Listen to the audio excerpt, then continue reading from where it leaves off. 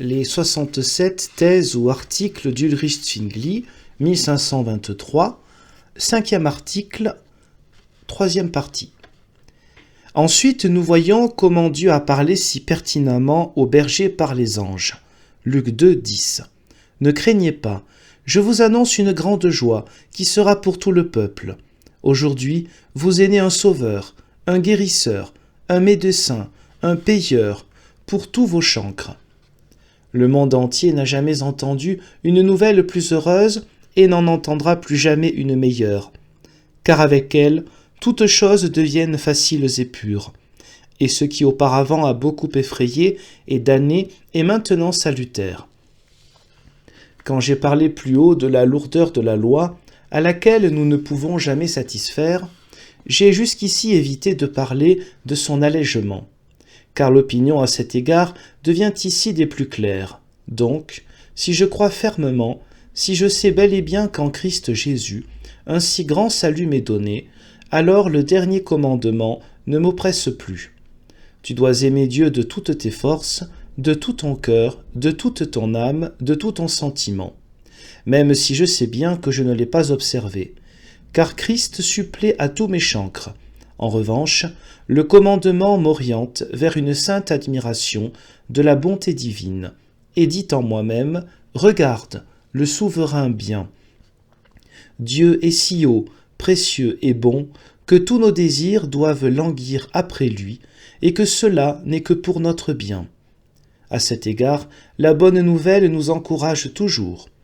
Ah, ce que tu ne désires pas faire, puisque tu ne désires réellement rien, tout cela Christ le fait. Il est tout. Il est avant et après tout. Il faut dire la même chose des autres commandements, à savoir ne pas se mettre en colère, ne pas convoiter une autre femme, ne rien conserver pour soi-même, ne pas se parjurer, et d'autres commandements semblables que certains énoncent de manière plus oppressante qu'ils le furent dans l'Ancien Testament. De plus, ces commandements ne m'accablent jamais, mais j'apprends d'abord d'eux combien Dieu, qui est clairement et parfaitement bon, requiert de moi non seulement que j'évite les mauvaises œuvres, mais aussi que les sentiments et les convoitises soient intérieurement si purs et si clairs qu'à leur propos puisse être certainement dite la parole « Bienheureux sont ceux qui ont le cœur pur, car ils verront Dieu. » Matthieu 5, 8. J'apprends aussi que ne peut habiter auprès de lui personne qui ne soit selon sa volonté purifié et libéré des affects et désirs charnels.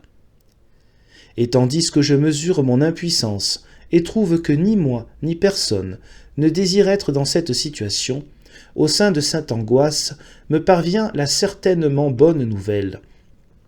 Christ est ton salut, tu n'es rien, tu ne peux rien, Christ est le commencement et la fin. Il est tout, il peut tout, confie-lui tout ton salut, sinon toutes les créatures te tromperont, car elles ne peuvent pas être reconnues pures devant Dieu, et ne peuvent pour cette raison pas payer pour toi. Mais Christ, le juste, l'innocent, te rend pur. Il est notre justice, et celle de tous ceux qui un jour seront justes devant Dieu. Mais ici les fouineurs de ce temps objecteront ceci, cette doctrine rend les gens peu scrupuleux, car si tout dépend du rachat par Christ, chacun va vivre dans l'insouciance, c'est-à-dire pécher abondamment, car Christ paie pour tout. Deuxièmement, de ce fait vont rester en plan beaucoup de bonnes choses par lesquelles les humains ont l'habitude de racheter leurs péchés, mais cela va aussi causer dommages et préjudices au prochain, car beaucoup de gens viennent en aide à leur prochain avec des aumônes et des mains tendues. Or tout cela va être abandonné par celui qui sait à quel point chacun doit s'en remettre à Christ seul. Réponse : remets ce que tu veux à ton propre entendement, rien ne s'y oppose. Ce que j'en dis est la somme de l'Évangile. Celui qui s'en tient à cela ne se soucie pas de ce que les humains peuvent craindre en fait de conséquences, car il sait bien que tout ce qui vient de Dieu doit être bon et doit apporter de bonnes choses aux humains. Qui es-tu pour vouloir te quereller ou disputer avec Dieu, ou juger du bien fondé de ses décisions et de ses actes, ou lui indiquer quelque chose de mieux? Il veut donc maintenir cela. et que tout simple et vrai croyant qui veut s'en remettre à la parole de Dieu s'en tienne à cette réponse et rétorque toujours au tatillon. Dieu dit ceci. Qu'ai-je à faire de ton objection et de ta témérité ? Paul expose la chose encore plus clairement en Romains 3, 3 à 8 et 6, 1 à 4. Raison pour laquelle je proposerai la même réflexion pour les autres réponses.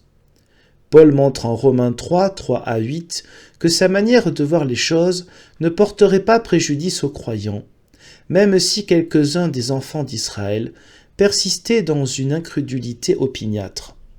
Car Dieu est véridique, et quoi qu'on pense de lui, en se demandant pourquoi il pardonne aussi aisément, aussi souvent ou aussi certainement, il resterait néanmoins juste, c'est-à-dire qu'il se montrera toujours véridique, puisqu'il a promis aux croyants de leur accorder le salut, sans aucune contrepartie, car il pardonne à ceux qui croient, qu'ils soient juifs ou païens. Des gens ont à cet égard reproché à Paul d'être un hérésiarque parce que son enseignement aboutirait à dire, car Paul parlerait effectivement ainsi, « Eh bien, faisons le mal afin que le bien en résulte. » En d'autres termes, péchons et croyons que le salut est en Christ afin que Dieu se montre néanmoins toujours véridique, selon ce qu'on pense toujours de lui à cause du péché. Mais Paul réfute ces gens en peu de mots lorsqu'il dit « La condamnation de tels calomniateurs n'est que juste et équitable », c'est-à-dire que ceux qui parlent ainsi sont des enfants de la damnation et ce qui leur arrive est juste. D'une part, sans doute, parce qu'ils ont parcouru le monde pour gueuler contre Dieu en misant sur leurs propres réflexions. D'autre part, parce qu'ils ont élevé leurs objections non par souci majeur d'une vie libre de péché, mais pour calomnier l'Évangile devant les humains, en le soupçonnant méchamment de rendre les gens plus mauvais.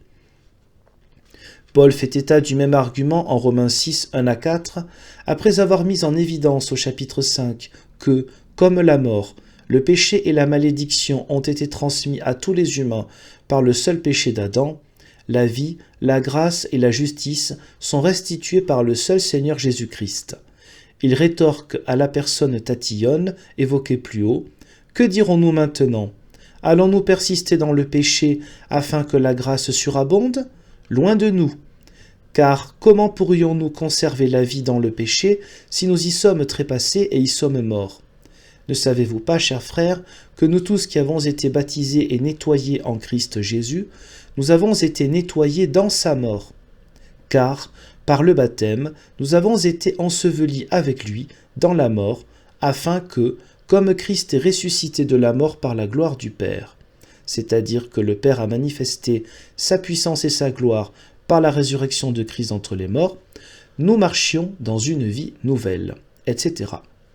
Lis tout le chapitre, Romains 6, 15 à 18, et tu trouveras rapidement la troisième opposition entre la loi et la grâce, quand Paul dit « Comment ? Devons-nous pécher parce que nous ne sommes pas sous la loi, mais sous la grâce ?» Réponse de Paul « Loin de nous, ne savez-vous pas qu'à celui à qui vous vous en remettez avec obéissance en tant que valet, vous êtes devenu redevable de votre obéissance en tant que valet ? Si vous êtes devenu valet du péché, cela vous conduit à la mort. Si vous vous mettez à obéir à Dieu, cela contribue à votre justice. Mais je rends grâce à Dieu que vous ayez été valet du péché et que maintenant vous vous êtes mis à obéir à Dieu conformément à l'enseignement auquel vous avez été initiés et qui vous a été transmis. Libérés et rachetés du péché, vous êtes devenus des valets de la justice. De ces paroles de Paul, on apprend ceci. Personne n'a à craindre que quelqu'un puisse devenir plus méchant par la grâce de Dieu. Car l'auteur et le garant de ces paroles est bien Christ. Jean 1, verset 17, la grâce et la vérité ont été apportées et accomplies par Jésus-Christ. Au contraire, tous ceux qui sont issus du Père et s'en remettent au salut et à la grâce de son Fils combattent inlassablement contre le péché, sachant très bien qu'ils ne peuvent pas vivre dans le péché dans lequel ils furent si longtemps en état de mort. C'est pourquoi ne font de telles objections que ceux qui sont sous le péché et n'ont encore ni goûté ni expérimenté l'Esprit de Dieu. Car là où est cet esprit, il ne subsiste aucun doute que rien de mauvais ne peut en provenir, puisqu'on s'en remet à la parole de Dieu. Christ lui-même l'a enseigné en Jean 6, 57, « Comme mon Père qui est vivant m'a envoyé, je vis par le Père. » C'est-à-dire, je vis dans le Père et je vis à cause de lui, comme il le veut. De même, celui qui me mange vivra à cause de moi. Jean 6, 58. Christ emploie ici l'expression « le manger » pour croire en sa parole et s'y fier, montrant ainsi que, comme le Père céleste, source de la vie, l'avait envoyé, il vivait par lui et en lui, donc qu'il ne faisait pas sa volonté humaine, mais la volonté divine.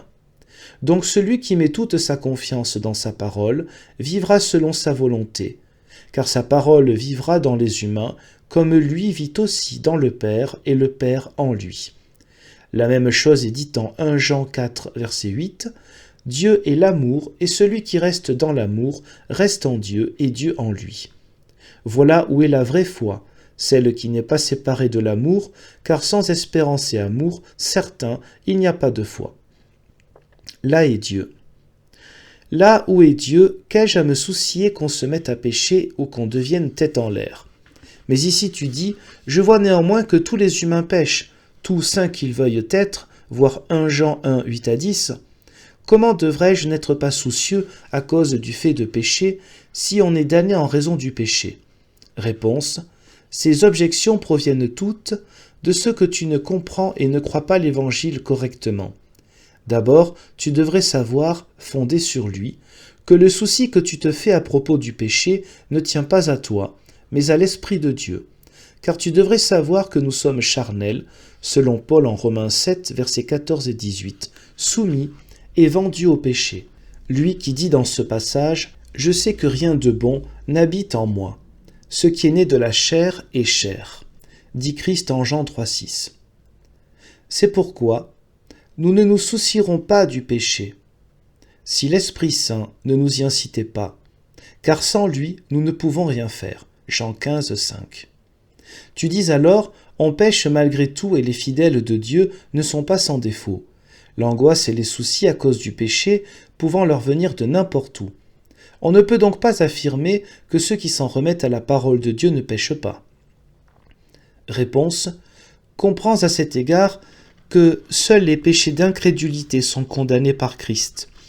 Jean 16, 8 à 9. L'Esprit de Dieu condamnera le monde à cause du péché, parce que les humains n'ont pas cru en moi. Il dit aussi en Matthieu 12, 31, « Tout péché et tout blasphème seront pardonnés aux humains, sauf le blasphème contre l'Esprit Saint, qui n'est rien d'autre que l'incrédulité. » Mais ce n'est pas ici le lieu d'en parler comme il conviendrait. Il est écrit en 1 Jean 5, 16 à 18 qu'il y a un péché conduisant à la mort. Il ne s'agit que de l'incrédulité, à propos duquel personne ne devrait prier. Mais il est certain que celui qui est né de Dieu ne pêche pas, mais prend garde à lui-même, et le méchant, c'est-à-dire le démon avec sa puissance, ne l'atteindra pas. Mais quant à celui qui est né de Dieu, Jean enseigne au début du chapitre, « Celui qui croit que Jésus est le Christ est né de Dieu » 1 Jean 5, 1. Il s'ensuit donc finalement que ceux qui ont l'Esprit de Dieu ne pêchent pas, de telle sorte qu'ils ont la certitude que Christ est leur salut, et qu'ils comptent fermement sur sa parole. Car aucun autre péché que l'incrédulité ne leur sera compté pour leur condamnation. Dans ce cas, ils ne proviennent cependant plus de Dieu, mais ont abandonné Dieu. On doit remarquer à cet égard que le mot péché peut être utilisé pour désigner la faiblesse de la nature corrompue qui nous expose constamment aux passions de la chair et peut à l'occasion être appelé le chancre.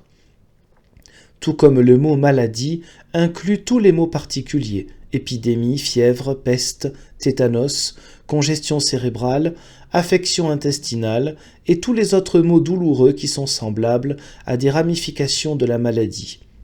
Le péché est donc le chancre sur lequel les différents péchés croissent comme des ramifications. C'est pourquoi le divorce, la prostitution, la goinfrerie, l'avarice, l'orgueil, la jalousie, l'envie, le sectarisme et les meurtres sont des fruits et des ramifications du chancre. Chancre que Paul, en Galates 5, 19, et à beaucoup d'autres endroits appelle la chair. Parce que ces résurgences proviennent de la chair corrompue comme d'une source unique. Mais encore une fois, Que le péché s'appelle le chancre ou la chair, c'est ce que montrent les proverbes de Salomon. 21:4 La lumière des sans Dieu est le péché.